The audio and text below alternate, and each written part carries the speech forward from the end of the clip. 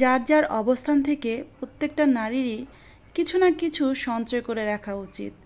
কে বলতে পারে জীবনে কখন কোন দুর্ঘটনা আসে বা কখন কোন সমস্যা হয়। তাই প্রত্যেকটা নারীরই স্বাবলম্বী হওয়া যেমন জরুরি, তেমনি কিছু না কিছু সঞ্চয় করে রাখাও জরুরি।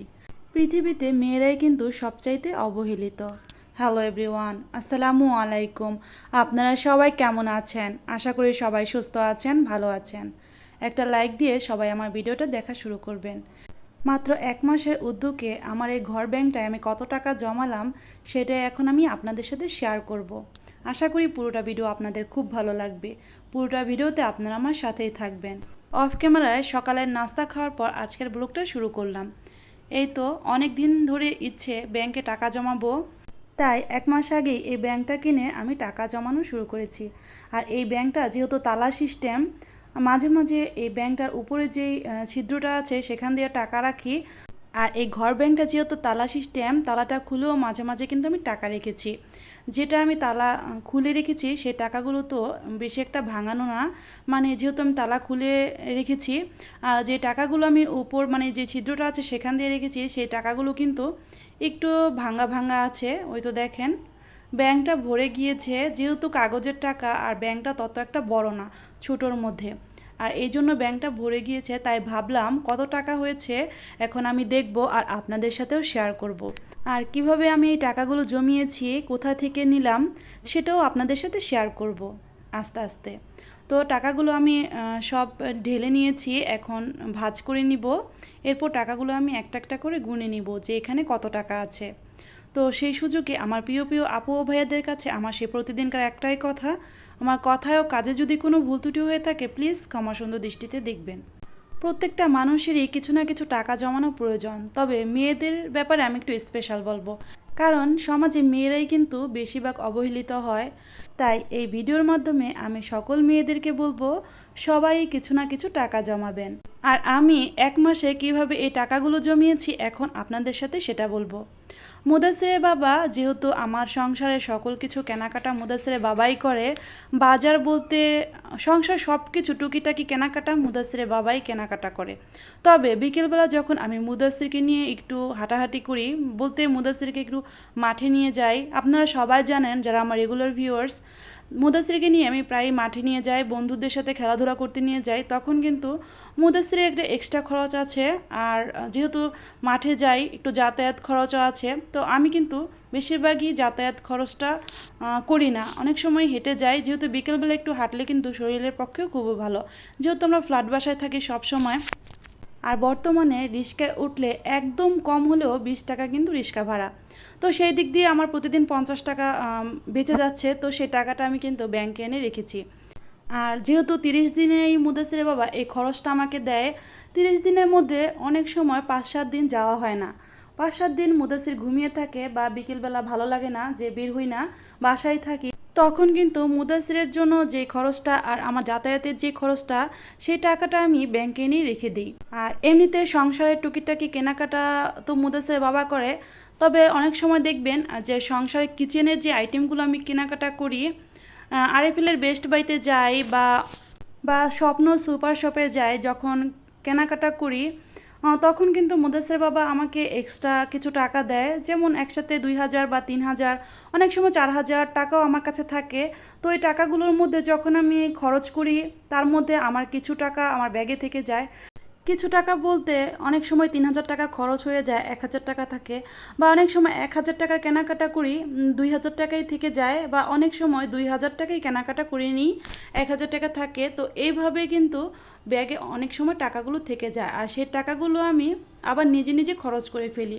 কিন্তু এইবার এই মাসে সেই ব্যাগে যেই টাকাগুলো থেকে যায় কেনাকাটার পর, সেই টাকাগুলো আমি আর খরচ করিনি, সেই টাকাগুলো এনে ব্যাংকে রেখে দিয়েছি।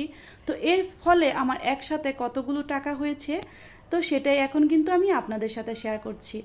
এই যে 1,000 টাকার নোটগুলো দেখছেন, এই নোটগুলো মুদাসের বাবা যখন আমাকে সুপার শপে কিছু কেনাকাটা করতে বলেছে, তো কেনাকাটার পর যখন 500 টাকা বা 1,000 টাকা রয়েছে, তো সেই টাকাগুলো আমি এনে এখানে রেখে দিয়েছি। এরপর যখন কিছু প্রয়োজন হয়েছে মুদাসের বাবা কিন্তু আবার টাকা দিয়েছে।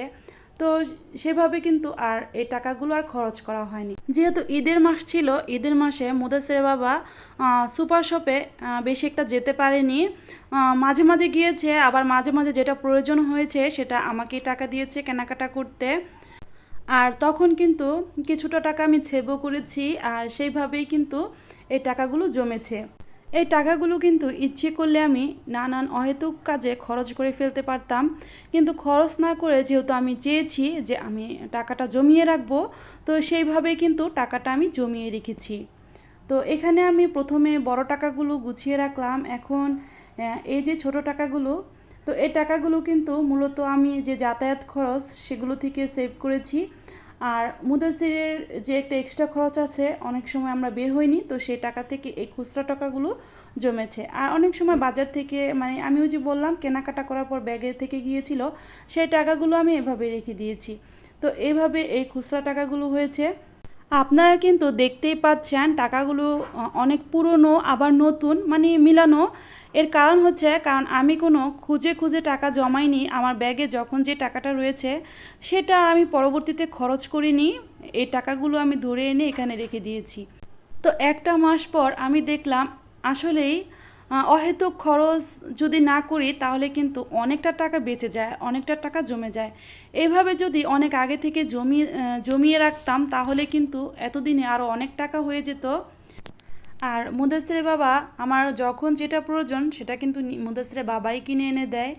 এরপরও আমার অনেক সময় অনেক কিছু আছে যেটা আর কি ছেলে মানুষরা বোঝে না, বা তারা কিনতেও জানে না, ওই সময় ওই কেনাকাটাগুলো কিন্তু আমি নিজেই করি। তো ওই কেনাকাটার পরও কিন্তু কিছু টাকা থেকে যায়, সেটা তো আমি নিজের জন্যই জমিয়ে রাখতে পারি। আর আবার যখন কোনো কিছু প্রয়োজন হয় তখন কিন্তু মুদাসসিরের বাবাই সেই প্রয়োজনীয় টাকাটা দেয়। আর এভাবেই কিন্তু অল্প অল্প করে অনেক টাকা জমে যেতে পারে। আমরা ইচ্ছা করলে সবাই কিন্তু সবার হাত খরচ থেকেও কম হলেও কিছু না কিছু টাকা জমিয়ে পারি। আসলে অল্প থেকে একদিন কিন্তু অনেক বড় একটা প্রয়োজনীয়তা পূরণ হয়। তাছাড়া মানুষের সময় কিন্তু সবসময় একরকম যায় না। আজ হয়তো অনেক ভালো আছি, আল্লাহ না করুক কোনো দিন কিন্তু আবার কোনো একটা সমস্যাও হতে পারে, আবার অনেক খারাপ পরিস্থিতিও হতে পারে। আবার এমনও হতে পারে আজ যেমন পরিস্থিতিতে আছি এর চাইতেও অনেক ভালো পরিস্থিতিও থাকতে পারি। তাই কখন কী অবস্থায় থাকি তা কিন্তু আমরা কেউই জানি না। তাই ভবিষ্যতের জন্য অল্প অল্প করেও হলেও আমাদের সঞ্চয় করা উচিত। এই মাসে হয়তো একটু বেশি জমিয়েছি বা একটু কম, এর পরের মাসে হয়তো এর থেকে বেশিও জমাতে পারি বা এর চাইতে অনেক কম জমাতে পারি, সেটা কিন্তু বড় কথা না। কিছু জমিয়েছি বা কিছু ভবিষ্যতের জন্য সঞ্চয় করে রেখেছি, এটাই কিন্তু বড় কথা। আর অল্প করে হলেও সঞ্চয় করার একটা উদ্যোগ গ্রহণ করা, এটা কিন্তু অনেক বড় একটা বিষয়। কারণ উদ্যোগ কিন্তু নিতে বেশ সময় লেগে যায়। আমরা মেয়েরা প্রত্যেকটা জিনিস কিন্তু আমরা ঝটপট করে একটা ডিসিশন নিতে পারি না, বা ঝটপট করে একটা উদ্যোগও নিতে পারি না। তাই উদ্যোগটা নেওয়া আগে, সবার আগে প্রয়োজন। আমাদের সকলকেই একটা জিনিস বুঝতে হবে, আসলে টাকা ছাড়া কিন্তু একটা রুটিও কিনা যায় না। টাকা ছাড়া সব কিছুই অচল। টাকা ছাড়া ঢাকা শহর পুরোই অচল হয়ে যায়। আর যার টাকা আছে ঢাকা শহর তার কাছে কিন্তু পানি ভাত। পানি ভাত বলতে তো আপনারা বুঝতেই পারেন, যে কোনো জিনিস সহজেই পাওয়া যায়, টাকা হলে সব কিছুই সহজে পাওয়া যায়। আর আমরা যারা ঢাকায় থাকি, বাসা থেকে বের হলেই কিন্তু আমাদের টাকার প্রয়োজন হয়। কারণ বাইরে যদি সামান্য একটা এক্সাম্পল দেই, আমাদের যদি একটু পানি খাওয়ার প্রয়োজন হয়, সেই পানিটুকু আমাদের কিনতেও টাকার প্রয়োজন হয়। এই জন্য বলছি টাকার আসলে প্রয়োজনীয়তার কোনো শেষ নেই। এই টাকা ছাড়া দুনিয়াই অচল হয়ে যায় যদি টাকা না থাকে। যার টাকা আছে তার কাছে সব আছে, যার টাকা নেই তার কাছে কিছুই নেই। আর আমি এখানে এক মাসে কত টাকা জমালাম সেটা এখন গুনে দেখলাম। এখানে আমি এক মাসে ৮,০০০ টাকা জমিয়েছি। এই টাকাটা আমি যেহেতু ব্যাংকে রেখেছিলাম তাই কিন্তু এই টাকাটা আমি দেখছি। যদি আমার ব্যাগে থাকতো তাহলে কিন্তু আমি খরচ করে ফেলতাম। তো এভাবেই কিন্তু আমরা টাকা জমাতে পারি। আর এই তো আমি রান্নাঘরে চলে এসেছি। অফ ক্যামেরায় রসুন, পেঁয়াজ আর মশলাটা ভালো করে কষিয়ে এরপর আমি এখানে লইট্টা শুটকি দিয়ে দিয়েছি। আজকে দুপুরে আমরা লইট্টা শুটকি ভুনা করে ভাত খাবো। তো আজকে শর্টকাট খাবার। তো শর্টকাট খাবার বলতে শুটকি কিন্তু আমি রান্না করতেই পারি না মুদাসিরের বাবার জন্য। মুদাসিরের বাবা যেহেতু শুটকি খায় না, আর লইট্টা শুটকি ভুনা আমার তো ভীষণ পছন্দ। আমি জানি আমার অনেক প্রিয় প্রিয় আপুরাও কিন্তু এই লইট্টা শুটকি ভুনাটা অনেক পছন্দ করে। তো মুদাসিরের বাবা আজকে একটু মুদাসিরের দাদার বাড়ি গিয়েছে একটা বিশেষ প্রয়োজনে। তো যেহেতু দুপুরে খাবে না, তো সন্ধ্যার পর মুদাসিরের বাবার জন্য অন্য কিছু রান্না করব। তো দুপুরে আজকে এই তো লইট্টা শুটকিটা ভুনা করছি, তো আমি খাবো। তো আমি একটু বেশি করে ভুনা করছি যাতে করে বক্সে করে একটু রেখে দিতে পারি ফ্রিজে। আর যখন মুদাসিরের বাবা বাসায় থাকবে না, তো ওই ফাঁকে কিন্তু আমি শুটকি ভুনা দিয়ে ভাত খাবো। বলতে পারেন একেবারে লুকিয়ে, কারণ এই শুটকি ভুনা আমার ঘরে রান্না করলে মুদাসিরের বাবার অবস্থা খারাপ হয়ে যায়। যেহেতু সে কাজে থাকে, বাসায় থাকে না, তারপরও খাওয়া দাওয়াটা কিন্তু বেশিরভাগ একসাথেই হয়। বাসায় এসে অনেক সময় খেয়ে আবার চলে যায়, আর অনেক সময় আবার বাসায় এসে খায় না। তো ওই ফাঁকেই কিন্তু আমি খেতে পারবো। আর এই তো এখন কিন্তু লটকা শুটকিটা আমি অনেকক্ষণ লাগিয়ে কষিয়ে নিয়েছি। আর আমি যেহেতু একাই খাবো, এজন্য আর বেশি কিছু রান্না করব না। আর এই তো একটু ভালো করে রান্না করার জন্য একটু পানি দিয়ে দিলাম। যেহেতু এতক্ষণ কষিয়ে নিয়েছি, একটু মাখো মাখো করে লটকা শুটকি ভুনাটা করলে খেতে কিন্তু দুর্দান্ত লাগে।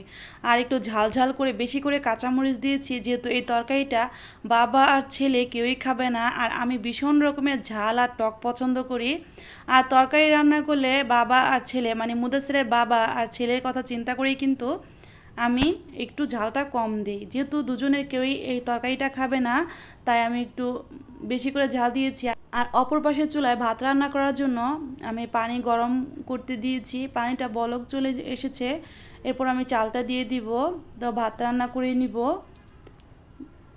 তো আমি কিন্তু এক পাশে চালটা ধুয়ে নিচ্ছি ভাতটা বসানোর জন্য, আরেক পাশে শুটকি ভুনাটা করছি। শুটকি ভুনাটা হয়ে আসছে। এই তো চালটা দিয়ে আমি একটা ঢাকনা দিয়ে ঢেকে দিলাম অফ ক্যামেরায়। দুপুরে রেগুলার রান্না বান্নার পাশাপাশি আজকে একটু অন্যরকম ভিডিও শেয়ার করলাম। আসলে আমার সংসারে কিছুটা কাজ আমি যেহেতু আপনাদের সাথে শেয়ার করি, আর আমি যেহেতু হঠাৎ করে এই উদ্যোগটা নিয়ে 1 মাসে এই টাকাটা জমিয়েছি, তো আমার এই চিন্তাধারাটা থেকে অনেকে হয়তো ইন্সপায়ার হয়ে টাকা জমানো শুরু করতে পারেন। তো এই দিকটা চিন্তা করেই কিন্তু আপনাদের সাথে শেয়ার করলাম। যদিও আপনাদের কোনো একটু হলেও আমার এই আইডিয়াগুলো কাজে লাগে, আমি জানি আমার চাইতে অনেক আপুরাও অনেক ভালো ভালো আইডিয়া জানেন। তো আমি যতটুকু জানি ততটুকুই কিন্তু আপনাদের সাথে শেয়ার করলাম আমার এই টাকা জমানো আইডিয়াটা। তো আপনাদের কাছে কেমন লাগলো? আর সাথে লইট্টা শুটকি ভুনাটা দেখে নিশ্চয়ই অনেক লোভনীয় লাগছে। আসলেই অনেক মজা হয়েছিল, যেহেতু আমি খাওয়ার পর ভয়েস ওভার করছি। তো লইট্টা শুটকি ভুনাটাও আপনাদের কাছে কেমন লাগলো কমেন্টে জানাতে কিন্তু ভুলবেন না, প্রিয় প্রিয় আপু ও ভাইয়ারা।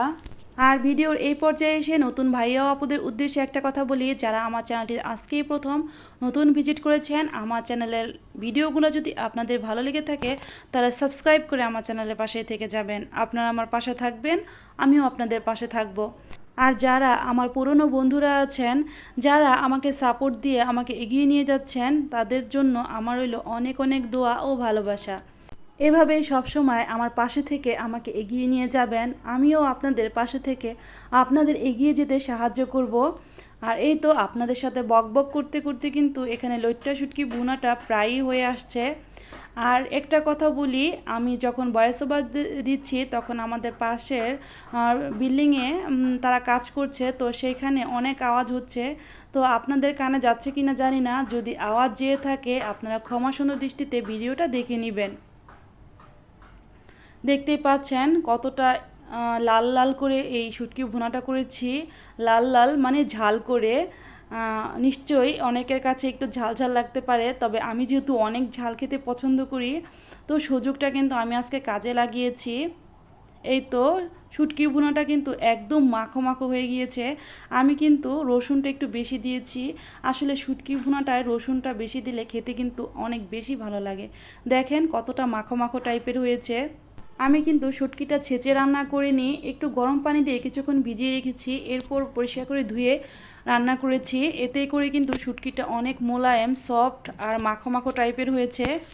তো ভিডিও শেষ প্রান্তে চলে এসেছি। সবাই ভালো থাকবেন, সুস্থ থাকবেন, 5 ওয়াক্ত নামাজ আদায় করবেন, আমাদের জন্য দোয়া করবেন, আমরাও আপনাদের জন্য অনেক অনেক দোয়া করব। আসসালামু আলাইকুম। আল্লাহ হাফেজ।